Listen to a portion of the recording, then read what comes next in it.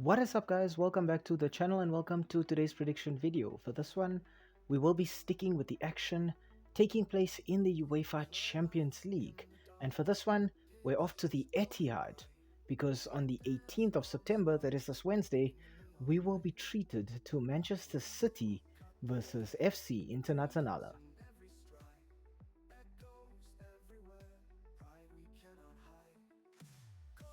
We start off our team analysis with the home side here being the Citizens. The last 5 fixtures for Manchester City have ended in 5 wins. Their last match was a 2-1 win against Brentford in the English Premier League. In these last 5 fixtures, Manchester City have scored 12 goals and conceded just 4. So that means the Citizens are just getting goals galore right now, and a big part of that has got to be due to centre forward Erling Haaland. In 5 appearances for the Citizens, Haaland has scored 9 goals. Haaland is a typical pure target man, a player who, as soon as he receives the ball, looks to do damage to the opposition. He's looking to either outmuscle the opposition centre-backs and then just use his pace to get to the goalpost and take shots, or he's looking to pick the ball up centrally, pass it to somebody else, pick it back up and then just finish with his next touch.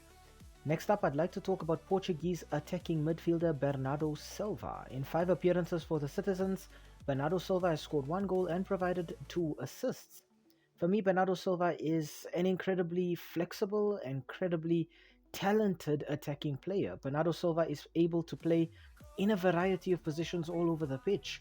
He can play centrally as a midfielder, he can play in that pocket of space between the opposition defense and midfield in that number 10 playmaker role, or he can play out wide on either wing. For me, Bernardo Silva is the Swiss Army knife in Pep Guardiola's Manchester City. And finally, I'd like to talk about young English attacker Phil Foden. He's been relegated to just a single appearance for the Citizens so far, but I think most of that is due to Pep Guardiola wanting to rest him following a very lengthy and very, I would say, successful run with England in the Euros. Phil Foden is such a dynamic player. He, for me, combines the talents of Bernardo Silva with Erling Haaland. He's a player who can score. He can score great goals. He can dribble. He can pass. He can beat players. He's just everything you need in a young, exciting attacking player. And for me, Pep Guardiola is looking to build his side in the future around a player like Phil Foden.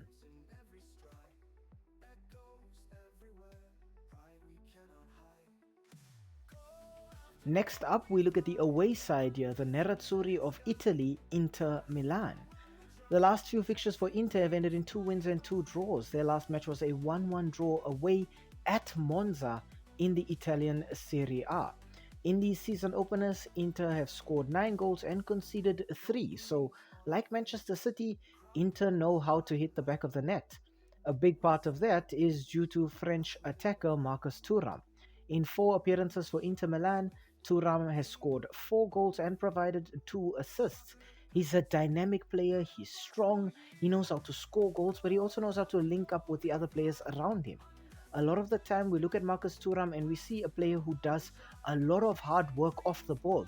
He's constantly making those dummy runs, trying to subvert the opposition defense and just distract them so that others can then score. But when Thuram has the ball, he is always looking to do damage. Next up, I want to talk about Italian midfielder Nicolo Barella. In 3 appearances for the Nerazzurri, Barella has scored 1 goal and contributed 1 assist. Barella, for me, is the deep-lying playmaker in this Inter setup. He's a player who Inter look to when they're looking to transition from defense to attack. You'll see Barella picking the ball up from the centre-backs and then just funneling it out wide, either to Di Marco on the left or Darmian on the right, or forward to Lautaro Martinez or Marcus Thuram. And finally, I'd like to talk about Italian centre-back Bastoni. In 3 appearances, Bastoni has yet to score or register an assist, but I think in this match in particular, it will be his defensive duties that I'd like to focus on. Yes, because Bastoni is tall, he does pose a threat from set pieces when he can win the ball and then just score with his head, but I think Bastoni is also a very intelligent player when he has the ball at his feet. You'll see Bastoni looking to channel the ball to the wide players or to the front line from those centre-back positions. Bastoni is the kind of player who isn't often caught in possession.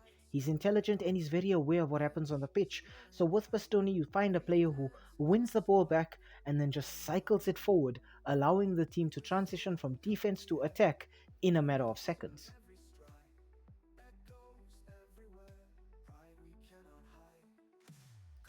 Okay, on to the head-to-head and the S3M2 verdict. Now, Manchester City and Inter have only played one another competitively once, and that was the 2023 Champions League final. City did emerge victorious in a hard-fought match that saw one goal separate the two sides. So you could say coming into this one, City have a bit of a psychological advantage. That match wasn't played too long ago. Both of these sides remain largely unchanged from that fixture, so a lot of the Inter players will still be remembering it, but a lot of the City players will also remember it as the moment that they finally lifted the most coveted trophy in European football. In terms of injuries right now, Manchester City are missing Bob, so I think it doesn't affect them too much. They still have players who can come off the bench and fill in all of these spots. Players like Jack Grealish, Phil Foden as well, Jeremy Doku. All of these players can play out wide. Centrally, Ilkay Gundogan has returned, so they have more than enough depth in those areas of the pitch.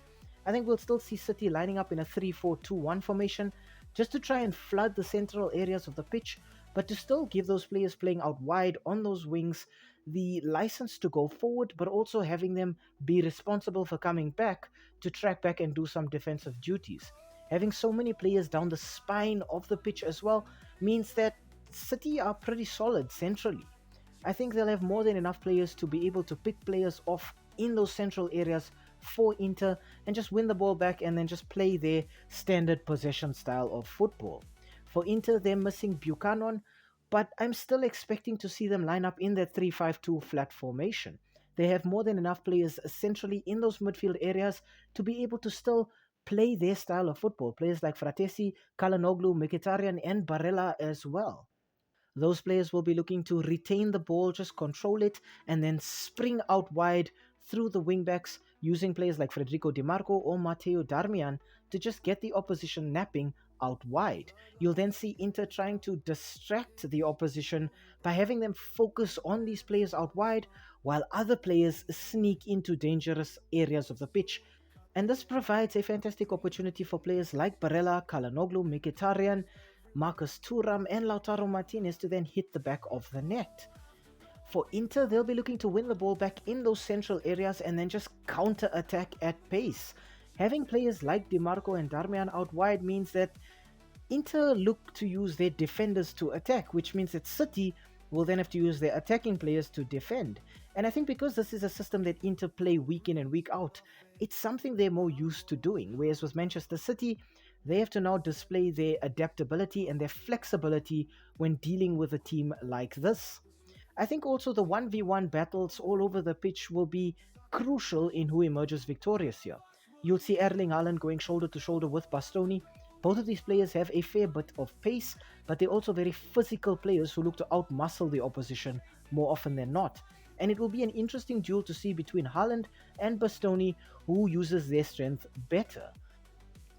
On the other end of the pitch, I think we'll see Akanji and Diaz having their hands full with Lautaro Martinez and Marcus Thuram. Lautaro Martinez and Marcus Thuram have fantastic chemistry, almost telepathic at times. When one goes forward, one drops into a support striker role, and the two are so good at rotating that I think it's going to be a bit of a problem for Akanji and Diaz to deal with. Nevertheless, I think both of these teams will also have one eye focused firmly on their league fixtures coming up this weekend. Manchester City will need to deal with Arsenal, who are already looking to push the Citizens right down to the final day of the season for the Premier League trophy, while Inter will have local pride on the line when they have to deal with hometown rivals AC Milan. Both of these teams know that these fixtures are very, very important, but they'll also be looking to win this one. I think both of these teams have a culture around the club where they just want to win all the time. Nevertheless, I think what will happen is we will see Inter looking to penetrate City out wide, and we will be seeing City trying to keep the ball centrally as often as possible, with both teams looking to play to their strengths and looking to take advantage of the opposition's weakness. It's only a matter of time before somebody concedes. And I think ultimately, home ground advantage here plays a big role in Manchester City being the favourites. I think City are a very difficult team to deal with at the Etihad, and I think Inter in their Champions League final could take advantage of the fact that they were playing on a neutral venue, but it still was not enough for the Nerazzurri. And I think in this match as well, it's not going to be enough for the Nerazzurri. When we see the amount of goals that City are churning out, and we see how they don't really care about conceding because they're so confident that they'll be able to score again, it allows Pep Guardiola's team to play with a certain degree of freedom. When we look at Simone Inzaghi's Inter, they're hurting from those draws, especially that one against Monza, where they needed just one goal to be able to walk away with the victory, and they would have felt as though they should have gotten that goal. I think at the end of the day, it will be a single goal that separates these two, and obviously, with City having the home ground advantage and just playing more fluid, flexible, attacking football, I'm gonna have to side with them here. So my final match prediction here is going to be Manchester City 2, Inter Milan 1. I think Inter will hit the back of the net, but I think still City don't really mind because they know they have more than enough quality. They have a game plan that they're confident in, and they know they can just outscore pretty much anybody on the planet right now.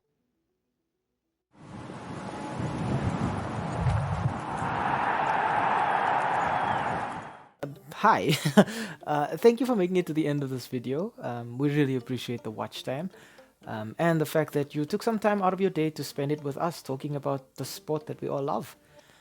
If you enjoyed the content, why not, drop a like down below or comment in the comment section.